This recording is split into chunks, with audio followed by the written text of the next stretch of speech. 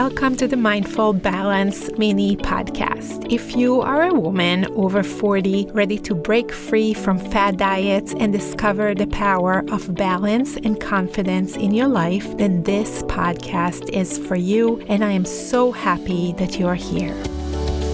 I'm your host. I'm Rachel, a nutrition and mindset coach, and I'm going to break down everything you need to know into bite-sized pieces of sustainable and realistic tips.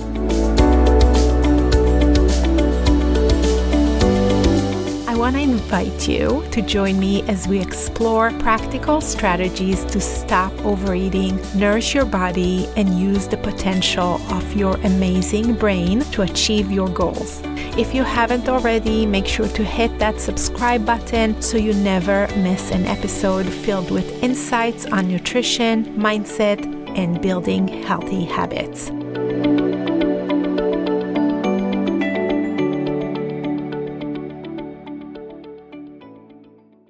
Hi, and welcome back to the podcast. It is you and me time again, and I hope that you are as excited as I am to spend the next few minutes together working on you.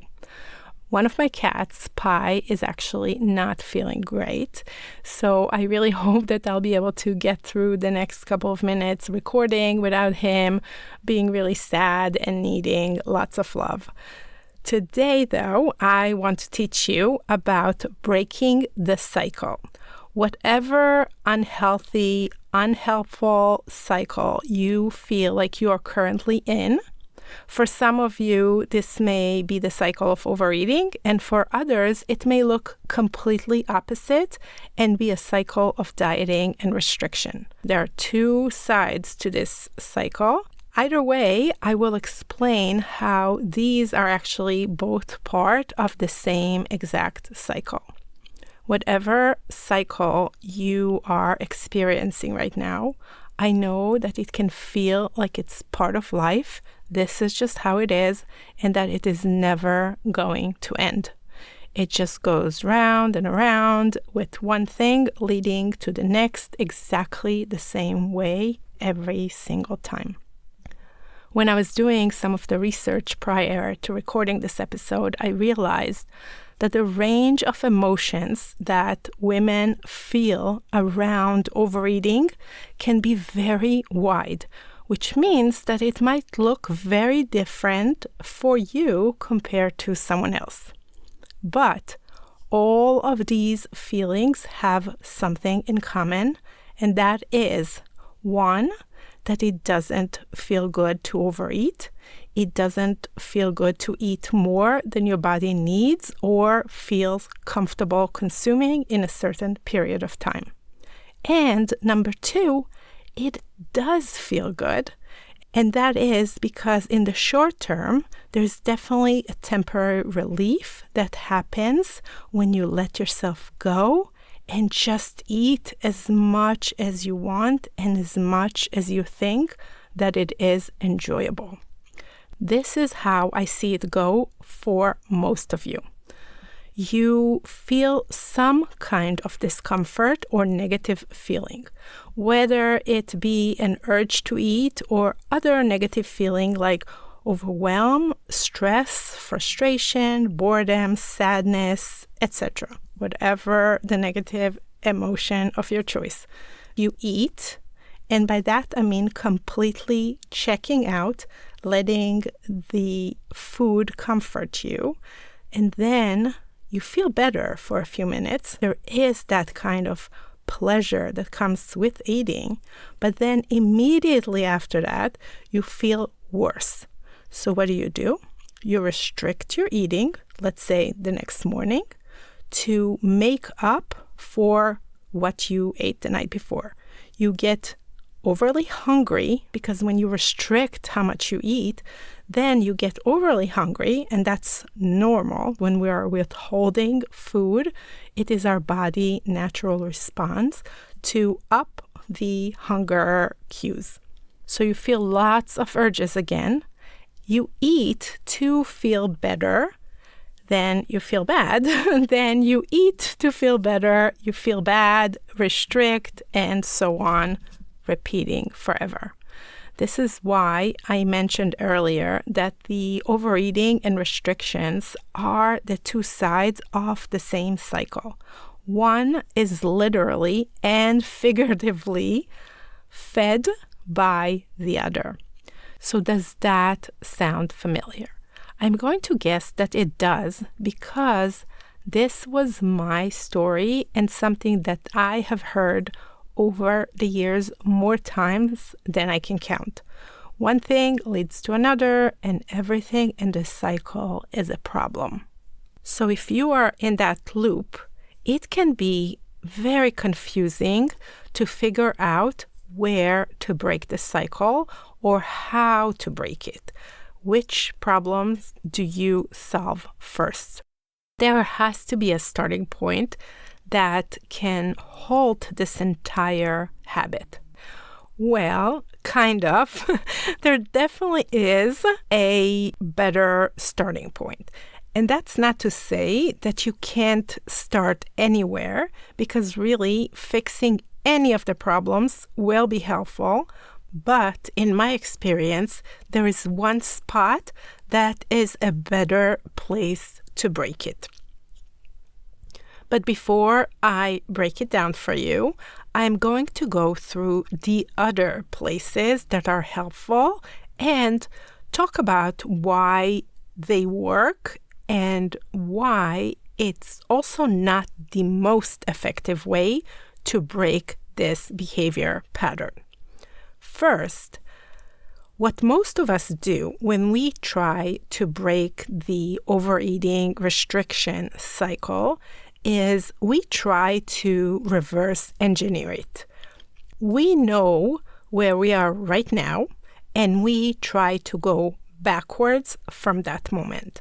When we do that, what usually happens is we get confused about how to do each step. So let's go through that path together for a minute. Let's just go through this mental exercise right now. Okay? So, step one, you don't want to be consistently hungry. We know nothing good comes out of that. So you go into step two. To do that, you need to stop trying to restrict to compensate.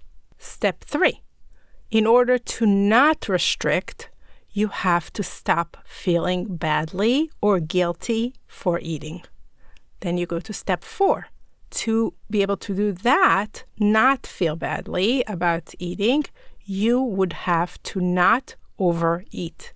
Step five, to not overeat, you'd have to either not feel any negative emotion or not have any urges to eat.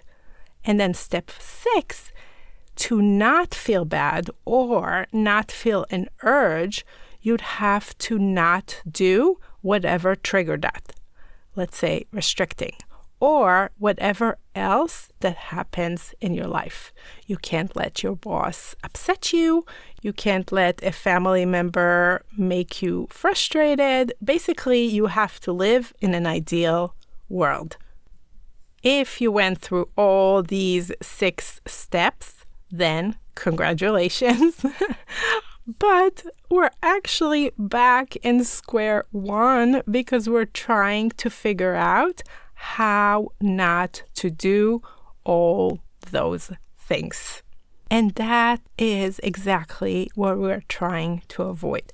That is the reason it is called a cycle. Once you take the first step, it leads you in the same motion over and over again, possibly forever. So just think for a second about one woman in your life who is still for years constantly dieting, and here you have your proof that if you don't take an intentional action, it is so easy to live like this your entire life. And that is where I want to offer you an alternative. If you don't want to continuously be stuck in the cycle, then stop worrying about what the next thing is. or what the previous thing is. Just focus on one action that you can take right now. So let's take another example. Say you choose to focus on not restricting, because we know that in the cycle, the restricting and the overeating are actually both part of the cycle. But you choose to focus just on one thing, and that is not restricting. And to clarify, when I say restricting, I'm not talking about setting self-boundaries, because that is actually very, very different. Self-boundaries are coming from self-care, and restriction is more about punishment. And I may have to do an entire episode about that and how these two things, restriction and boundaries, are so very different. But let's get back to trying to stop restriction. This is something that is extremely, extremely scary. I know that, especially if this is the only way you know to take control. You are afraid that if you continue to overeat, but don't immediately after that restrict yourself, then you are going to just gain more and more weight. But pay attention, because this is the key. If you don't restrict, then you're not going to cause the overhunger that likely will lead to overeating. Ding, ding. This is what we want. We want to stop the overhunger. So this is something that you need to ask and be super, super honest about. Are you willing to take the chance and possibly maybe gain weight if it means breaking the cycle of constant urges, craving, restriction? What it will look like is you making an intentional choice to move on after, let's say, a weekend or just eating too much for dinner. That's an alternative to the Monday morning diet decision. To be able to do that, you'll have to not feel so much shame and guilt and anger about what and how much you've eaten yesterday or the night before or on the vacation that you just got back from. That guilt and anger and other really not great and fun feelings are the things that drive you to cut back on what you're eating to make up for it. We all know people who eat, let's say, during a holiday, and it seems like it doesn't bother them. They have zero need to overcompensate because they just accept what happened and they move on. And when we look at these people, it almost feels like, how can they just do that? I used to look at people like these and not understand, how is it possible that they have no drama about eating or drinking too much sometimes, which is a totally normal behavior. Okay, now let's say that you have done that. You stop restriction and you give yourself permission to move on after overeating. That is a good place to break that cycle. I have to now be completely transparent with you that doing this will be helpful, but some of you will need more than that. This will only be part of the solution, but not all of it. And here's why. If you stop restricting and dieting, some of you can still be in this feel bad, eat cycle. Some people advocate for a solution that addresses the feeling bad piece of it, which honestly seems like a reasonable solution. This one makes sense because if bad feelings come before you eating your entire pantry, then if we can just avoid the negative feelings, what is called emotional eating, then overeating won't happen. Most of us are aware of the fact that overeating often happens when we are, let's say, bored or lonely or nervous or any other sticky feeling. We all have our list of our most common pre-overeating emotions. So what do we do to solve that? We know that certain emotion cause us to overeat. We try not to feel the negative emotion, or we try not to get to the point that we have those feelings. If you have tried that, then you know that that also doesn't work. You can feel completely fine. You can address feeling lonely. You can not be sad or stressed and, still have cravings all day long. You can't, as a strategy, try to avoid feeling anxious or frustrated or overwhelmed. Not feeling bad ever is unrealistic. We're not going to feel good all the time. And that without even mentioning how sometimes feeling happy is what triggers us. Birthdays, holiday parties, going out with friends, celebrations of achievements or a milestone. And we try to avoid all the feelings, but do we also try to avoid all the feelings of feeling happy? No, thank you. But no matter how hard you try, you are not going to be able to eradicate all the feelings that trigger eating. Trying to not feel feelings just isn't the solution. Since your thoughts are the cause of your feelings, it does help to work on feeling less of the negative stuff by, let's say, thinking more positive or more neutral thoughts, as long as you recognize that having no negative feelings at all is just not possible. And that is how we get to the last option. And I want you to pay attention because to stop overeating, you need to stop overeating. Wait, I'm not wrong. I didn't make a mistake here.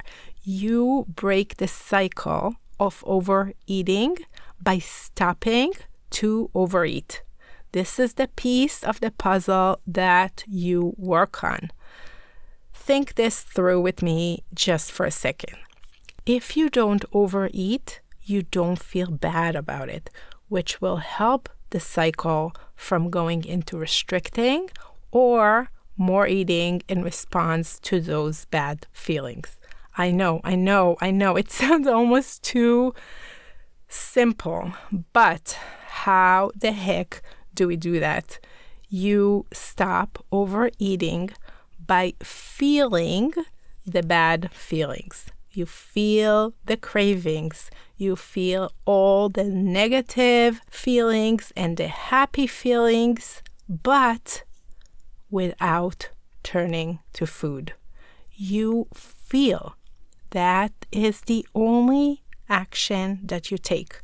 That's how you get off this roller coaster. You let negative feelings and cravings happen. You feel them. You process them. You don't avoid them, and you let them exist. And while all this is happening, you don't take actions from these feelings. The only thing you have to do is not act on them. I know that it sounds too simple, because it is simple, even if you have all the doubts and the reasons why this won't work. You start by feeling and not eating. You give space and room to all the human emotions without eating, and you know that is possible because there are many, many people out there going through stuff every day without making food the solution to all their discomforts and circumstances in life. Going back to the other solutions for a second. Yes, you can absolutely start breaking the overeating, restricting cycle with trying not to feel so bad or not restricting in a non-beneficial way, if you'd like. But what it comes down to is how not to make food your only go-to solution, which is what triggers the rest of this cycle. I want you to hear this, that not reacting and not taking action on your cravings is something that is always available to you. And you have to make the decision to feel whatever it is that you're feeling and at the same time not eat in order to numb it, avoid it, or make it go away. That never-ending cycle is not actually a never-ending cycle. It's not. It has a very clear end that you can opt for every single time you feel an urge or craving to eat when you're not truly hungry or it is past fullness. Make the choice once and then make that choice over and over and over until your brain adjusts and doesn't operate on autopilot around food. By no means do I suggest that it is one action and done. You will, for the rest of your life, probably have cravings and want to eat more than your body needs sometimes. But with practice, it can get much, much easier. You won't turn off the noise. There's a lot of noise when we feel those urges and cravings. You won't turn off the noise, but you can 100% dial down the volume so that it doesn't hijack your brain all day, every day, or every time you see a donut. Your feelings are not the enemy. And the only reason that you have been turning to food to solve those feelings and make them go away is a habit. Breaking a habit starts, ready for it, with breaking the habit. Replace complying with the cravings with feeling the feelings. When you do that, it's like taking an elephant off your back. Such a huge relief. All right, I hope you found this helpful. I will talk to you next time. Take care. Bye. Thank you for tuning in to the Mindful Balance podcast today. I hope you enjoyed our conversation and find inspiration to find your unique balance and confidence. Remember that the journey continues on Instagram. You can find me at Rachel Emma Nutrition. That is one word, where I share daily nuggets of wisdom to help you reach your goals with ease. If you loved today's episode, don't forget to subscribe to the podcast and leave us a review. Your feedback fuels our mission to empower more women on their mindful balance journey. Until next time, take care and stay mindful. Bye. Thank you for listening to The Mindful Balance. The Mindful Balance is brought to you by Rachel Emma Nutrition. Our editing and mixing engineer is Michael Ploner. Our theme song is Good Feelings by Bo Delisons. The information in this podcast does not substitute for medical or psychological advice and is intended for educational purposes only. Please consult a qualified health professional regarding health conditions or concerns before starting a new diet or health program. Rachel Emma Nutrition LLC and accompanying websites and social media platforms are not responsible for adverse reactions, effects, or consequences resulting from the use of any suggestions herein or procedures undertaken hereafter.